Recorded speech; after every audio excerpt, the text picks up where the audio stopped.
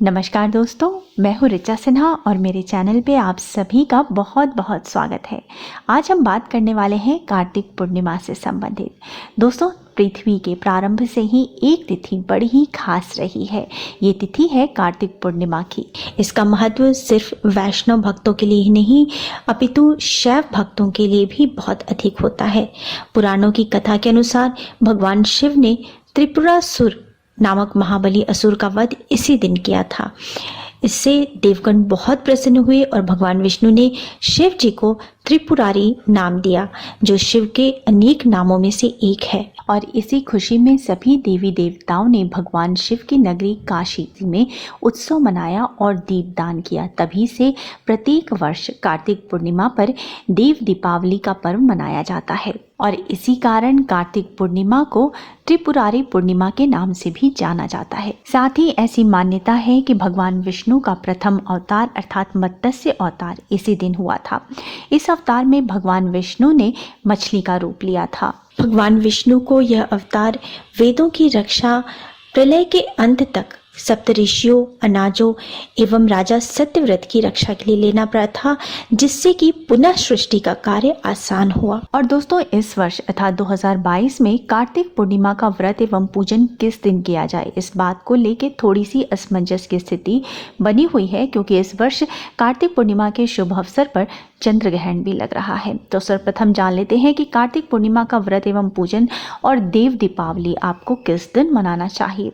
दोस्तों, पूर्णिमा तिथि प्रारंभ होगी 7 नवंबर को शाम के 4:15 से और पूर्णिमा तिथि का समापन होगा 8 नवंबर को शाम को 4:31 पर। तो 7 नवंबर सोमवार के दिन प्रदोष काल के समय पूर्णिमा तिथि का संयोग होने से आपको देव दीपावली का पर्व 7 नवंबर सोमवार के दिन ही मनाना चाहिए। और इस दिन प्रदोष काल देव दीपावली का शुभ मुहूर्त होगा शाम 5:14 से शाम 7:49 तक। साथ ही दोस्तों, अगर आप सत्यनारायण भगवान की कथा करना चाहते हैं, सत्यनारायण भगवान का व्रत करना चाहते हैं, तो आप 7 नवंबर को इसी शुभ मुहूर्त पर सत्यनारायण भगवान की कथा भी कर सकते हैं। और दोस्तों, जैसा कि मैंने बताया कि इस बार कार्तिक पूर्णिमा के अवसर पर चंद्र ग्रहण का भी संयोग बन रहा है और ये साल का अंतिम चंद्र ग्रहण है।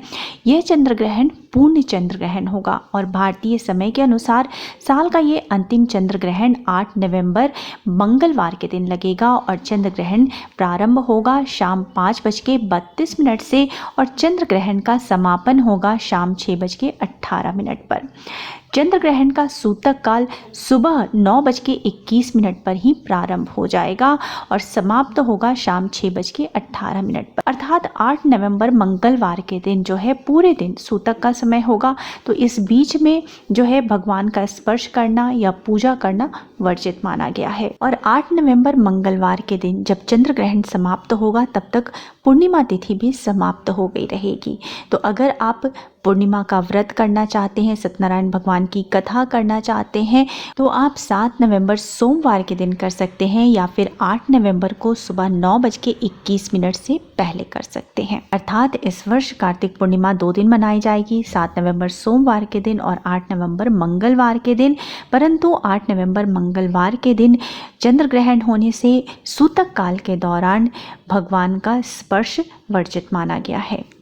दोस्तों, कार्तिक पूर्णिमा के दिन पवित्र नदी में स्नान करना, दीपदान करना, हवन यज्ञ करना, सत्यनारायण भगवान की पूजा अर्चना एवं व्रत करना, साथ ही चंद्रमा को अर्घ देना, जरूरतमंदों को दान देना, ब्राह्मणों को दान देना, इन सब का अत्यधिक महत्व बताया गया है। साथ ही कहा जाता है कि कार्तिक पूर्णिमा के दिन किए गए दान का दुगुना फल प्राप्त होता है।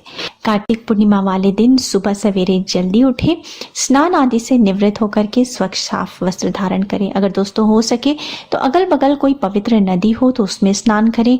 अगर पवित्र नदी में आप स्नान करने में असमर्थ हैं तो अपने घर के नहाने के जल में ही थोड़ा सा गंगा जल मिलाएं, उसमें थोड़े से तिल मिलाएं और स्नान करें, साफ स्वच्छ वस्त्र धारण करें। साथ ही आपको जहाँ पूजा करना है उस स्थान को साफ कर ले, वहाँ पे एक चौकी के ऊपर पीले कपड़ा बिछा ले, साथ ही उसके ऊपर भगवान विष्णु या भगवान कृष्ण की प्रतिमा स्थापित कर दे।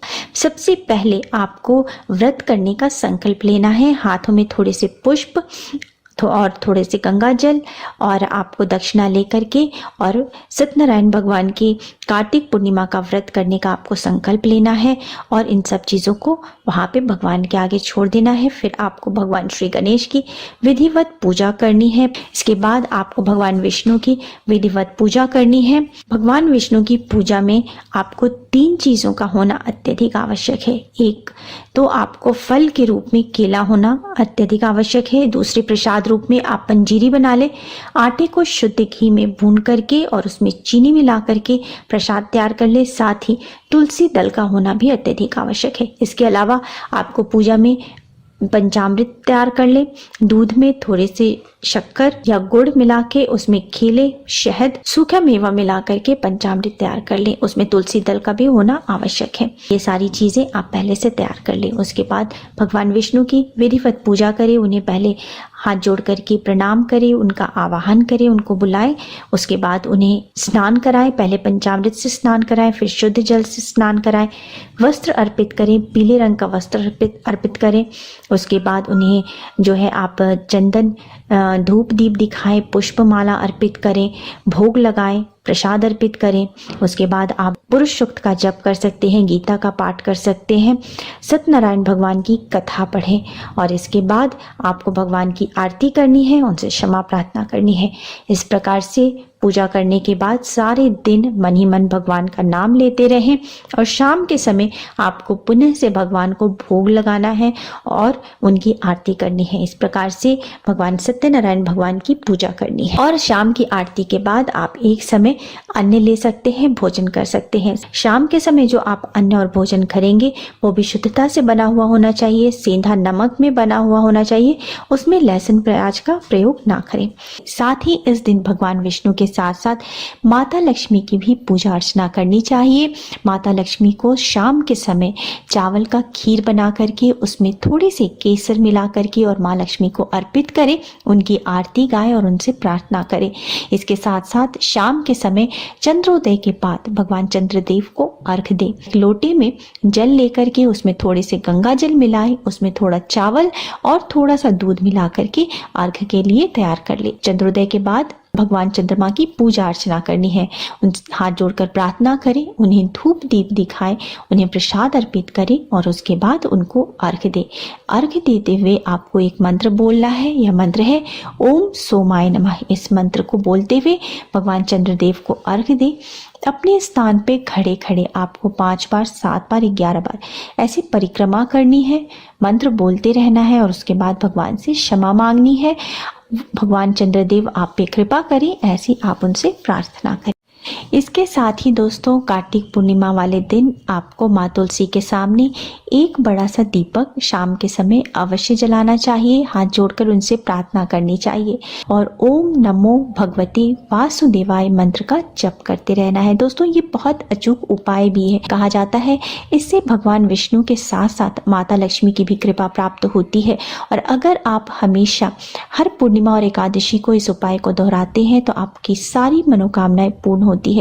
इसके साथ ही दोस्तों कार्तिक पूर्णिमा वाले दिन आपको मंदिर में दीपक जरूर जलाना चाहिए। पीपल के पेड़ के नीचे दीपक जलाना चाहिए। कहा जाता है पीपल के पेड़ पे समस्त देवी देवताओं का वास होता है, तो इस दिन पीपल के पेड़ में आपको दीपक जलाना चाहिए।